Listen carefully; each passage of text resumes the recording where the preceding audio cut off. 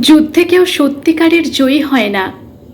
বিজয়ের মুকুট পরে দাঁড়িয়ে থাকে অহংকার, স্বার্থপরতা আর সীমাহীন লোভ।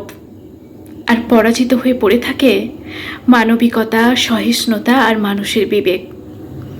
বোমার শব্দ একদিন থেমে যায়, ধোঁয়া সরে গেলে আকাশ আবার নীল হয়।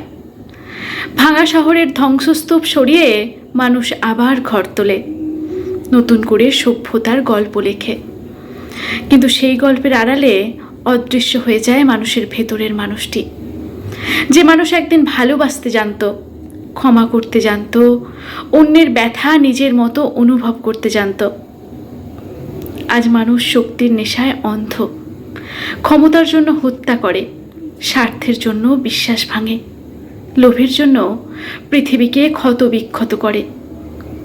একদিন হয়তো ইতিহাস লিখবে, পৃথিবীতে মানুষ নামের এক বুদ্ধিমান প্রাণী ছিল, যে নিজের অহংকারেই নিজের মানবিকতাকে হত্যা করেছিল।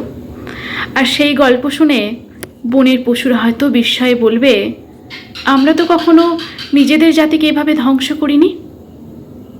মানুষ আজ সভ্যতার গর্বে বাঁচে, তবু সত্যিটা নির্মম। মানুষকে দেখে পশুরাও হয়তো লজ্জা পায়।